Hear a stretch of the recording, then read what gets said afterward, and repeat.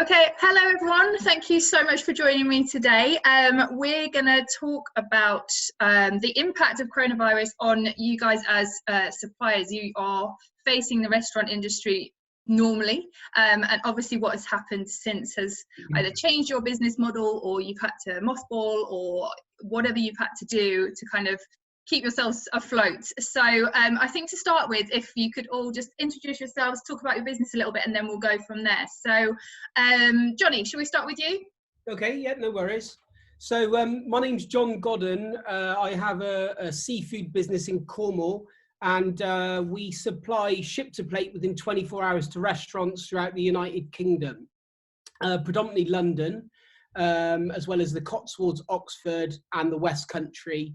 We also do up north a little bit, not far from you guys, Cumbria and so on, depending on where. We've always just specialised in doing high-end restaurants. So once we were in London in sort of February, March, and we realised what was happening with the coronavirus, we saw it happening quite quickly. So we obviously don't hold a lot of stock because it comes in and goes out. So I did the figures, and I felt that the best thing for me to do was just to sell out of fish, mothball the company. Once the government saved us with the furlough payment, I then furloughed my staff, and and we've just been sitting, riding it out really, best we can. So that's what we've been doing. So the last few weeks, I've just been doing a lot of gardening really. Okay. So obviously, so you've mothballed pretty much. So yeah. Aidan and Catherine, if you want to go next, because you're completely different. So we're an artisan bakery specialising in sourdough. So we're called Lovingly Artisan, and we're based in Kendal and Altrincham, South Manchester. And we deliver mostly into Manchester City and Lancashire, and then Cumbria is our main region. We won Best Bakery in the UK last year, and won quite a lot of awards recently. And we're very much based on the health element about sourdough. That's really the message that we carry forward, and we have a unique link with our farmer who grows grain for us and mills it on the farm. So we have a well-established sort of 10-year-old business, and largely 75% of that business was wholesale into the restaurants and bars and cafes around the region. Now we lost that overnight, or a couple of days, and that all went, obviously. We had been watching as things developed as well. So we'd started to adjust our business in small ways to sort of prepare ourselves, and we'd mentally prepared ourselves for what, the point at which things started to shut down. And we knew that we would have to focus on our retail element. We're fortunate that our retail was, although it was only a smaller part of our business, was still fairly strong. And that's gone on to develop now. And it was very much at the time, it was just about pulling everything back. I think the most difficult stage was the initial part. When it happened was the confusion, that nobody really knew what was going on. And I think that first week was very, very difficult. Trying to sort of, those customers who were trying desperately to keep going, to keep looking after them, to sort of keep the team on board, it was a confusing time. It's definitely settled down now. And we had to evolve really, really quickly. So we had a wholesale business that we could see evaporating at speed, as well as we have our retail business and a team that really needed to be nurtured through that process. I think one of the biggest things we did initially, and I could recommend this to all listeners, is we created a WhatsApp group for the team very, very quickly, and it became their well-being group. We were very aware from watching what was happening on the coalface, looking at what was happening in Europe. We could see that our team were going to be frightened, we're going to be nervous, we're going to have to adjust how they connected to the consumer. We've always been about the relationship. We've always been about sharing and caring and having a conversation around sourdough and having a conversation with all of those we serve at the counter. And all of a sudden, those historical methods of trading were disappearing at speed. So one of the things that we felt was our initial strategy was the health and well-being of the team, and how we just had to change very quickly how we retailed, how we looked. We feel like we're going to work now looking like Ghostbusters, but we needed to do that to give the consumer an enormous amount of confidence. We needed them to keep coming, and to give our team an enormous amount of confidence to feel safe for themselves, and rightly so for their families as well. So like everybody, we've adjusted. We've had to furlough some of our team and readjust and be nimble. Every day is a school day. That's what we keep saying. Every day is a school day. And Nicholas, what about you guys? What's your experience been? Is it very different to what we've just heard, or similarities? Oh, I think you're muted. Sorry. Yeah, similar to Aidan in that, we never had a retail business to start with. The wholesale disappeared. So yeah, we've stayed open. The wholesale business is probably 15% of kind of what it was whenever it was. Is it 5-6 weeks? I lose track of the weeks now. So yeah, it's much limited. Tell everyone what your company is, sorry, because we didn't hear you in the very beginning. Smith & Brock is the name. So it's a wholesale fruit and veg business. So we supply restaurants, hotels, event caterers within predominantly London and the southeast. Okay, and sorry, yeah, carry on with kind of how the changes that you had to make. How quickly did you have to make them? Yeah, kind of within days really. So we obviously got the feeling that the wholesale world was quieting down, and echoing the words of some people were still trying to stay open and make it work. Other people were kind of shutting quite early. So yeah, we initially furloughed staff. The retail kind of happening, it was like a viral WhatsApp message. So it was one of our sales guys lives in Dulwich in southeast London. He's got a group for residents, and he put on there, "Hi guys, I work for a fruit and veg business, if anyone knows. We've just lost all our customers. If you want to buy a veg box, please email me or WhatsApp me." We've thrown his phone away now. So he had, I think he had like at one point 4,500 emails. He had, well, the WhatsApp went past 999 and then gave up kind of registering how many unread messages he had. He had 254 voicemails, so we've had to get him a new number and load it in there. And I think he's borrowed his daughter's old phone and put his original SIM card in that. So that was kind of how our retail sort of started really. And then on the back of that, we built a website, which, it's not the website I dream about, but it's kind of functional, it's doing a job, and it kind of works. But yeah, it all started off with this WhatsApp message, and our heartland of customers is around kind of the near where we are now, sort of SE London way. Started from there and just grew arms and legs, and people started forwarding on. And my wife was speaking to people, and they were like, "Oh yeah, I've heard of Smith & Brock. They're on the something mums group and whatever." So it just spread around that way really. And yeah, we had 2 weeks of really frantic trade with the retail, which coincided with the start of lockdown. So everyone was panic buying. People just wanted bananas, fruit, milk, bread, eggs.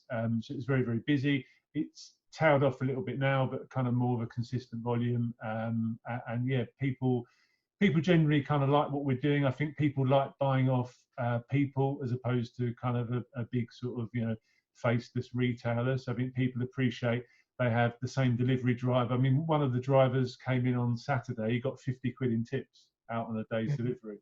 Really? So, yeah, people, yeah, and you get all the messages on the doors with, "We love you, Smith & Brock, thanks for everything." So it is, when the guys were really in the first sort of 2-3 weeks, we were sending drivers out with, 60 odd home delivery drops in one go. That really kept them motivated and kept them G'd up to sort of get through each day. So yeah, that's kind of roughly where we are at the minute. Brilliant. And Leonie, what about you guys? What's your experience been? Because you've been making cheese. You're based in North Cumbria, aren't you? And you've been doing that for over 40 years, is that correct? So maybe tell us a bit more about that and what you've had to do.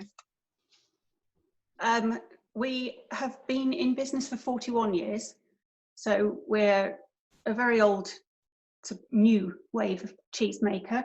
As you say, we're in rural North Cumbria. We're about 7 or 8 miles out of Carlisle, just between 2 main roads, but just off the joining road off the two main roads. So not within sight of anybody really. But we do have brown tourist signs to direct people here. But we're not visibly open unless you actually arrive in our yard, which has proved quite difficult. We normally sell predominantly into the catering trade.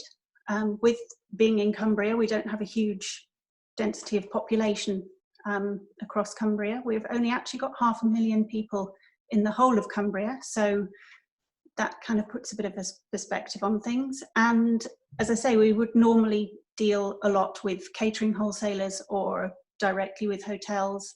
We do have a few retail shops, some of which are still open.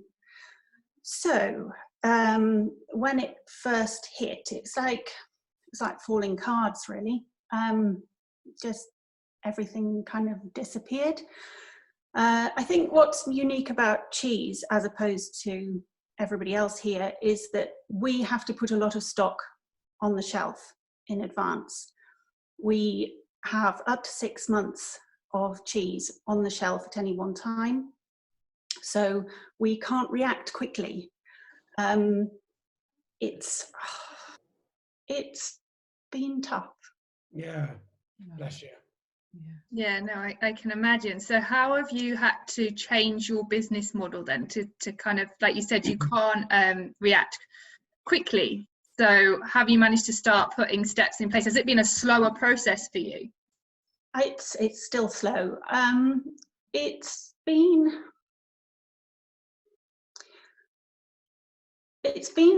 sort of, we're very positive. We've got about 10 members of staff normally, but a couple of members of staff actually handed in their resignation at the beginning of March.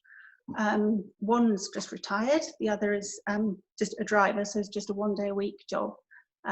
So we were looking to replace them, and bless her, we actually took on a potential new cheesemaker a week before we had to tell her the job had disappeared.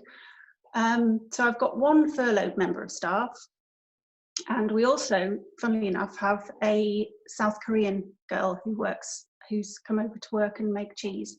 So through her connection with Asia, we were obviously well up on what was happening with her family at home, and what, you know, the sort of lockdown and the testing and everything that was going on there. So that was sort of, I suppose, made us a little bit more aware than we would have been otherwise of what was potentially coming, although you kind of don't believe it's going to move quite as quickly as it did.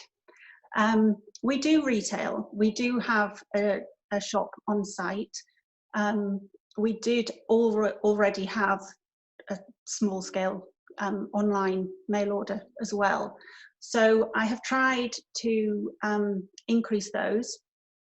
I realised that I was going to have to wait a little bit before the world kind of caught up with the fact that little shops are very good places to shop, because of course I went straight towards the supermarket end, which we don't deal with at all. We also don't deal with any of the affineurs. In the cheese world, there are a lot of people who will buy up cheese relatively young and mature it on, and they tend to hold a bit of stock, and they tend to have very good mail order systems already set up as well. Unfortunately, we don't deal with any of those people, so the mail order is pretty much down to me. I'm still trying to make links with other small producers in the area. I'd have helped out with a vegetable box scheme, but unlike London, we don't have millions of people on the doorstep. So there's about, 3 to 5, maybe more miles between drops. So it's not the same. It's not the same environment. It's a very sparsely populated part of the country when it doesn't have tourists in it. Okay. So well, it's really interesting then, because you all have got such different stories to go alongside this. Before we go into talking maybe about going forward, have you any of you applied for the loans, or the interruption loans or the grants? I know some of you have mentioned furloughing. Maybe you could tell me a bit about that, because I'm hearing very different stories within the industry. Some people are successful at getting these, some people are not. It's not coming in quick enough, the money's just not there. What's your guys' thoughts on this? We applied for, well, we've applied for the rate relief grant, the local authority grant, and we got that within 5 days. Okay. So that was 10,000 Really within helpful. 5 days. That was very, very good, very quick. And I have to say that our furlough, we applied on last Monday, and we received the money today. So they delivered, which was great relief, because to actually, the reassurance for the staff to actually see that money in their accounts today will be vitally important. And I think really going forward. So that's what we've applied for, and we received both straight away. So we personally are pretty impressed. Yeah, and obviously Flying Fish, you said, has got over 100 employees. So have you applied for any of these? And obviously furlough? Yeah, so the furlough payment we applied for on Monday, and I think it's going to be in this Monday.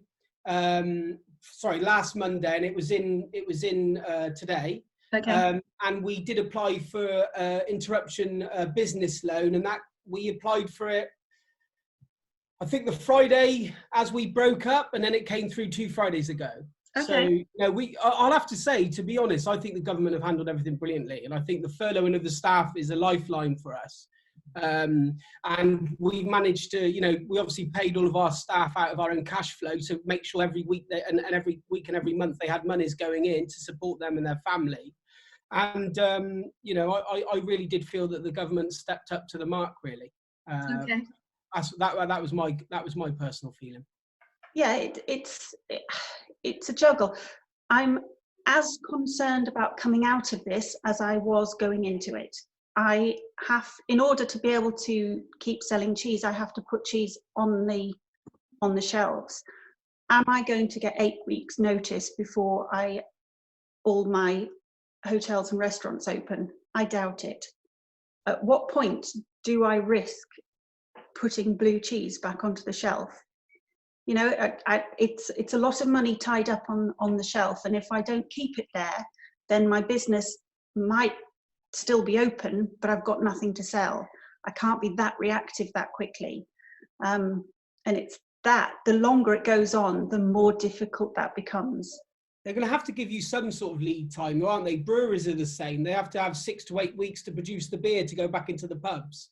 Same with butchers that are aging. I mean, yours is a similar situation to what butchers are. They have to age meat to get it ready 5 to 6 weeks before it gets ready for a restaurant. You're in a similar situation to that. When do you start getting back in to get sorted? Exactly. They're going to have to give you some sort of timeline, really.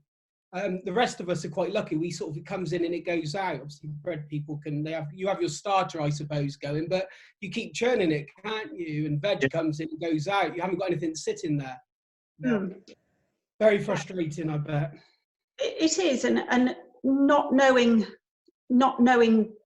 sort of how long we're planning for means it's impossible to plan. I mean, what's everyone's gut feelings to when the restaurants will restart? Obviously, it's going to be limited to limited people coming in and out because of restrictions and so on. But when do you reckon you guys are going to be? What's your feeling about when the restaurants are going to start opening again? Well, I mean, speaking to them, a lot of people last week, I know it was confirmed that obviously the hospitality industry is probably going to be the last out of lockdown. So it would be really interesting to know what you think in terms of that, as when things are going to start opening, because a lot of people are feeling like, for restaurants and hotels particularly, even coming out of lockdown, having social distancing in place is going to have a massive impact on them, and a lot of them would probably prefer not to open until they can open properly, so they can pay their rents, they can pay their staff, and they can also interact with their customers, which is what hospitality is all about. So I don't know what your contact with your clients are and what they're saying, what their feelings about. I'd be quite interested to know on the ground what chefs and restaurants and hotels are saying. So the people I've spoken to, some of them are what they don't want to be is busy fools. If they limit to social distancing and stuff, and then you can only do half the amount of covers, it's not viable to keep the staff on and actually run a profitable, successful business. So the people that I'm speaking to, a lot of them are thinking about going back in, offering a takeaway menu, but also edging it out a bit. So rather than starting the service at 7 o'clock and finishing at 9 or 10, they're going to come in earlier and start at 5 and try to do the same amount of covers over a longer period of time, so you have less people in the restaurant, which is the most logical way of looking at it. Like you guys were saying about your retail, I mean, for me, when I sort of thought about it, I felt it was we wouldn't have been able to function profitably if we would have had if we would have started doing retail straight away. I don't feel that what we've done would have been beneficial. But once we come back, we will offer a retail side of it once we are there, so we can then push that as well as our wholesale side. So you're doing both at the same time. That's sort of my plan going forward. So we can try and edge the business up a little bit by retail, not just doing retail or just doing wholesale. I think that the question needs to be sometimes looked at from both sides. You know, from our perspective on production, what we're really, really aware of for the hospitality industry is being really watchful of what we can produce due to social distancing. So we went from a team of 23 down to a team of 2, because we have to ensure the safety and well-being of the 2 bakers that are there during the day and the 1 baker that's there in the evening.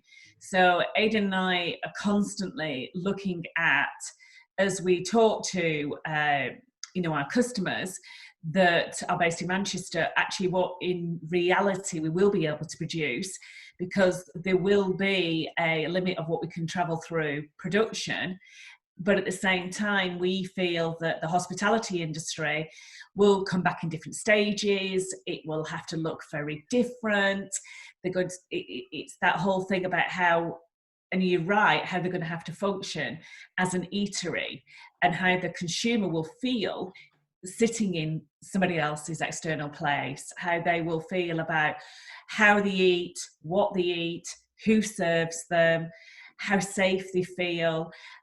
You know, the one thing that Aidan and I did do was we didn't try to reshape the business based on its past, because the past, as joyous as it was, isn't how we can work now. And I think that's one of the big things that we both say is if you try and make it what it was, it's going to be very difficult for you, because it's not going to function in that way because of how the public want to be served, for want of a better word. I think as well that we could miss opportunities if we don't look to the future.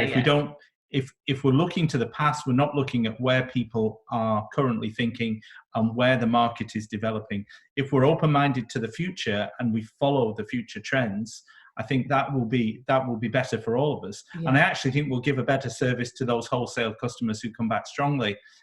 If we're trying to hang on to what we had, it'll get very messy. We've got to make sure whatever business we bring out of this, that actually it's streamlined and it's efficient. So all the time reviewing what we do now and what we're going to do in the future. Each week, as week goes by week, is not thinking that, well, we've looked at that situation. No, it's every week thinking about every change in what we hear from the media, when the potential opening is, what's going to open, but also getting a real feel. And we're really lucky because we actually, especially in Altrincham, well, both places actually, the retail interaction that we have, because we have a very close and personal interaction with our customers, is that actually getting a feel for what the consumer wants directly is very, very helpful. And that's really helped to actually progress our sales over the last couple of weeks. And definitely that level, that stability that the sort of there is at the moment, to actually be in that area at the moment, but now to be looking ahead as to when, if this is potentially going to come off end of June, July, as it starts to come off, and being fluid and flexible enough to move through that period and actually stay profitable throughout that as things relaunch. Yeah. And Smith and Brock, Nicholas, you said that obviously that blew up without you even realising, with people ordering and things like that, but put it into perspective, as in, how do your sales look from that side of the business to what they were before coronavirus? Is it quite scary, or like, how does it make the business for you looking at it now? We're about 40% down looking at what we're doing now, home deliveries and retail. So, you know, it's not ideal, but, you know, we've furloughing people. We're kind of, I've not really looked at the figures yet as a job for this week, but you know, on back of a fag packet, we're kind of keeping our head above water and getting on. But for me, interested in listening to everyone speak, but I think it'll really start biting when it comes out, because you know the government's confirmed furlough goes on to end of June. So you know, if you're operating a restaurant, are you going to open it back up before then and try and run a restaurant at half the covers and try and make money? Probably not. I think there's a few customers we deal with are people seem to be making plans for, one customer's doing home deliveries or grab and go stuff, takeaway. So people sound like they want to kind of start getting back interacting with the consumer again. So for me, it's really when the public gets back out there, retail sales will probably drop off a bit more. But I personally think it's going to take till Christmas, New Year for the restaurants, hotels to be anywhere near like what they were like 6-7 weeks ago. Yeah, I mean, that was my next question is, you know, I say normal, but what does it mean? I think normal won't be like normal before. We've got to get used to probably a 18-month, 2-year period of normal being very, very different to what we've been used to for the last. I don't think it'll ever be the same again. No. Okay. I don't think it'll ever. I think we've had 10 years of really good business, unspoiled, no recessions, and you know, from the banking crisis in 2008 to what we were dealing with before the crisis. But I can't see it being normal again. I think everyone's going to have to diversify in some way, shape, or form. I think if we're all completely brutally honest as well, I think all of us probably have to look at trimming some fat from our. It's horrible to say it, from our staff at some point. If they're, you know, if we've got too many people, when are they going to take the furlough away? Are they going to just take it away in one go, and then we've got all our staff to deal with as soon as we get back without the turnover that we had beforehand? You know, like you just said, when we come back is going to be the time. Also, what is the most frustrating thing is like you say, we've got to look after our customers, but the paying of the hotels and restaurants now is what is challenging. Getting the monies in that we're owed, and I don't think now is going to be the worst of it. Once we get into the latter part of the year or early part of next year is when I think all the money's dried up from the government, and I think this is when we'll start seeing a lot of restaurants fold. And that's what we also have to be very vigilant about. You know, a lot of the restaurants in the United Kingdom won't be able to withstand this because no one's going to, you know, if you're doing 100 covers on a Saturday night and you go down to 50, but all your overheads are geared up to do 100 covers, you're not going to survive. So that's another thing that we're going to have to deal with, you know. And people have, you know, really started dried up from, you know, paying us, which is very frustrating as well. Yeah. I think that would change for the better because you know, I've been in this industry for a few years, and doing retail does show you. So at the moment, someone goes on our website, they give us the money now, we deliver in 3 days. That way, yeah. And for us, that's, you know, you look at what we do in the wholesale and you think, this is bollocks. You know, we supply a hotel and we make 5, 6, 7 weeks of money, and then you've got a retail customer saying, here's the money, can you deliver Wednesday? Oh, we do it Tuesday. That's great. And brilliant. Actually, this is bonkers because we're at a better margin as well.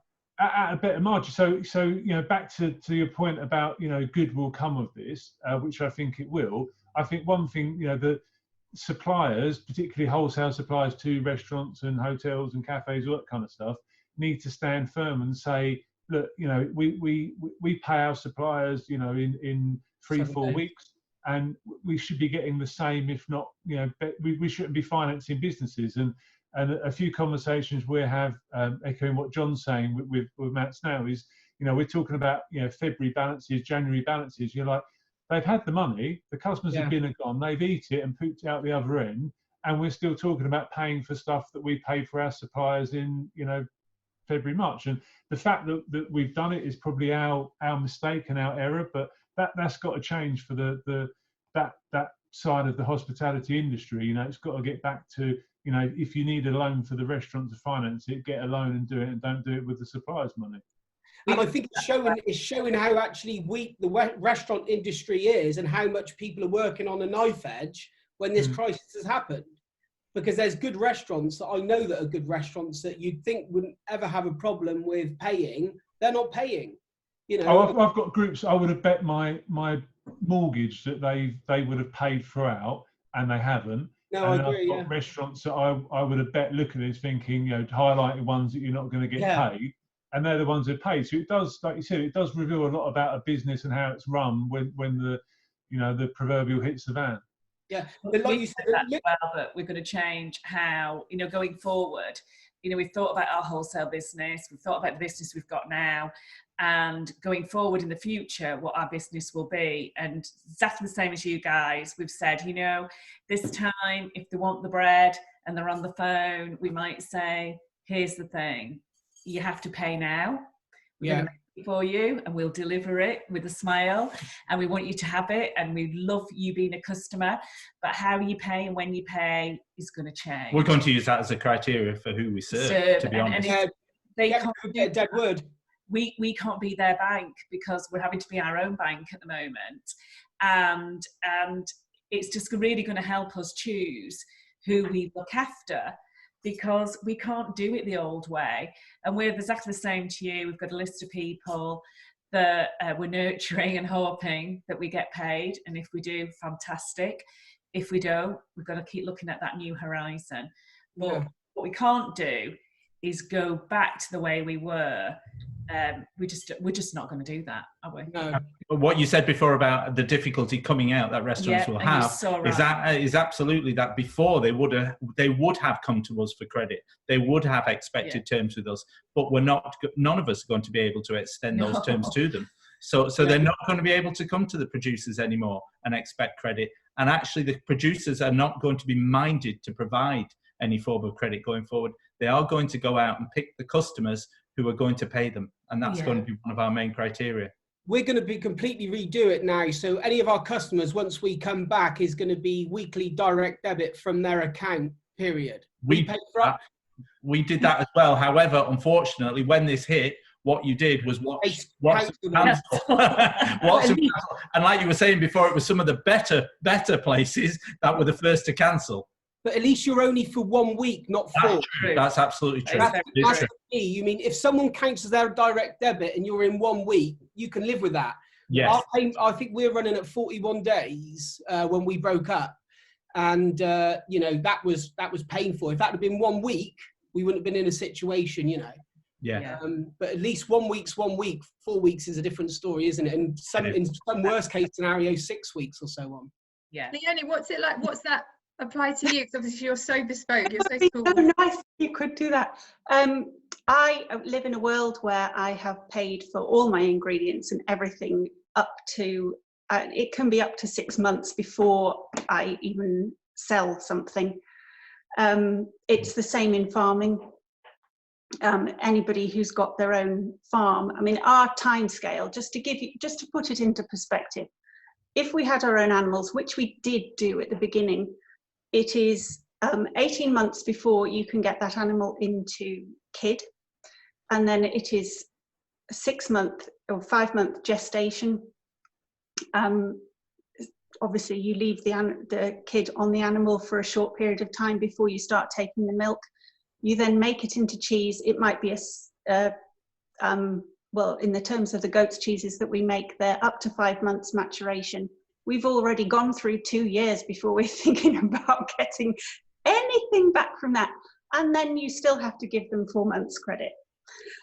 It's tough when they come back and say, which one of my customers did say, it was a long time ago, but they did say this to me when I phoned up and asked if they could maybe shorten their 6 month credit that they'd taken.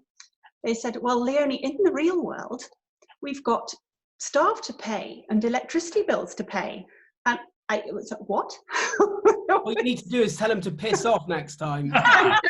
Tell you that's taking the piss. It really is. That person went on to become a head buyer for a supermarket.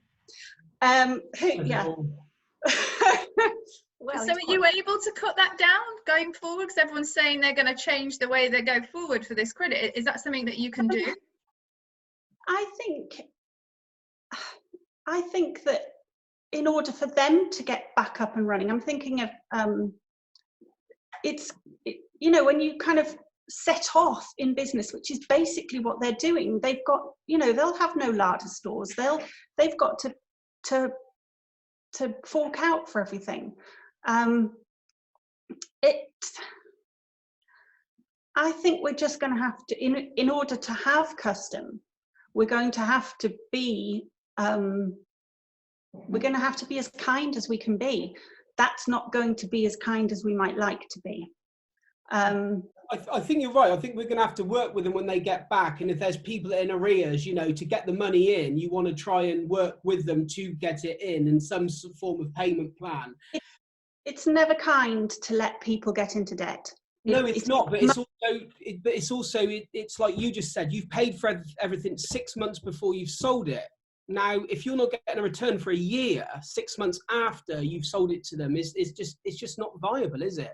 You know, if I have to pay my fishermen in 7 days, and probably the veg guys and all your flour and stuff like you say, you can't have a situation where you're waiting for the money. And this is gonna separate all the deadwood within our industry. Okay, all the people that are running on a knife edge that aren't doing a proper job. It'll clear a bit of that out. Unfortunately, we'll probably all get a little bit of bad debt along the way. You know, it's just one of those things. I think going back, I think it has to be the case of, hang on a second, this does need to change. You know, you need to work with us as we've worked with you since you've been closed or whatever. And I think that needs to be, and if I'm just my own approach is going to be, well, if you're not happy with the terms, then obviously we'll have to just part ways now. I think you're all on the same page that a little bit of notice, it'll be good to get a little bit of idea of staggering and how we're going to come out of this lockdown and how it's going to look for you guys, and then feeding into obviously the hospitality industry. Like, good luck with everything that you're doing at the minute, and as much as I could talk to you all day, I do have to wrap it up. But yeah, I think it's been really insightful to hear your side, because I spend all day talking to chefs, restaurants, that side of it. So it's really interesting to hear your point of view. And I really hope that those positives that you're putting in place now, you can, you know, the credit and everything like that, I really hope that you can get that to work on both levels so that it works for you all. Oh, thank Okay. you. It's lovely to meet you all. Yeah, no, thank you Good very luck much. with everything.